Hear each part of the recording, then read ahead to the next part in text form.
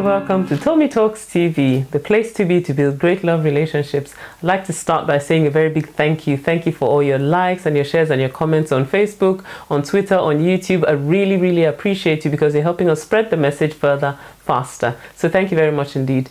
Now today I'm going to be talking about trust. And I'd like to start with a question and ask you, is there a trust gap in your relationships? Is there a trust gap in your marriage? So when there is an unexplainable gap between what you expect of somebody and what they actually do in reality, what do you choose to fill that gap with? Do you fill the gap with trust, or do you fill the gap with suspicion? You see, trust is the currency on which healthy relationships trade. So if you're going to experience a healthy relationship or a healthy marriage, you have to be prepared to trust, and you have to be prepared to be trustworthy. So let's talk about trust a little bit first of all.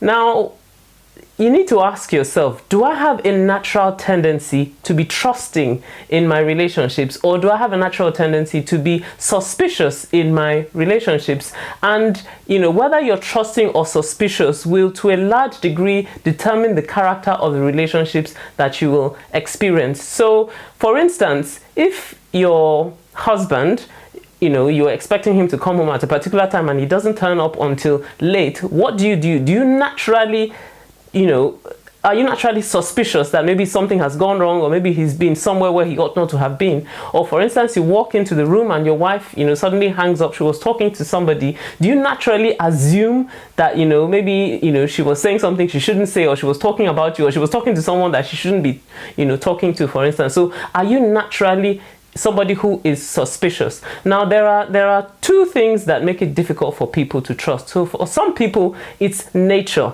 In their temperament, their wiring, they tend to naturally be suspicious. So, the way they approach relationships is that they always feel like they need to be on guard. They're always on high alert. So, they always assume that a person is guilty until they're proven innocent. And if anything happens, they tend to assume the worst before, they actually believe the best of someone. And, if you're somebody who is naturally like that, you need to first of all acknowledge that and accept that and begin to work on it and reorient yourself. Because if you're someone who is constantly suspicious in your relationships, you will make it exhausting for people to relate to you, because they constantly have to prove themselves in the relationships before you believe them. So it makes it very difficult for people around you. So ask yourself, am I naturally, do I naturally have a difficulty with trusting?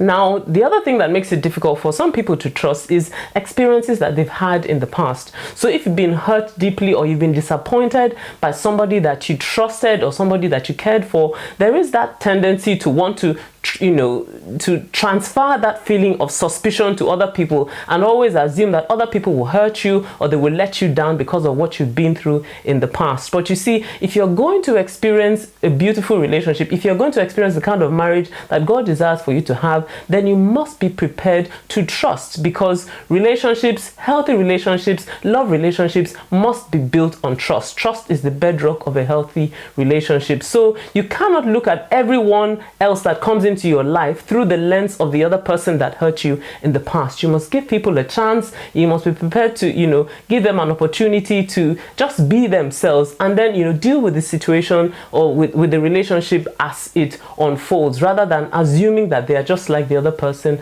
that hurt you. So those are the two things that make it difficult for somebody to trust, and if you have any of those dispositions, it's something that you probably need to work on, something you need to deal with, so that you can have healthy relationships. Now let me talk on the other side, the side of trustworthiness. You see, because in order for you to be trusted in a relationship, you also need to prove yourself trustworthy. So are you naturally trustworthy in relationships? There are things that you ought to do so that you place yourself above suspicion as much as possible. So you ought to do what you say. And if you promise to do something, then you ought to actually deliver on your promises. You ought to say what you mean also, and mean what you say. say you ought to, as much as possible, be scrupulous in telling the truth in your relationships, because when trust is broken, it becomes very difficult to rebuild it. It takes a long time to rebuild broken trust. So do everything that you can. Build appropriate boundaries around your life and the way you live your life, so that you don't make it difficult for people who are in relationships with you to trust you. Well, I hope this has helped you. If this has helped you, then please leave me a message on Facebook or Twitter. And if you've got a question you would like me to answer, then head on over to tommytalks.com/ask and I'll answer your question next time. See you next time. Bye-bye.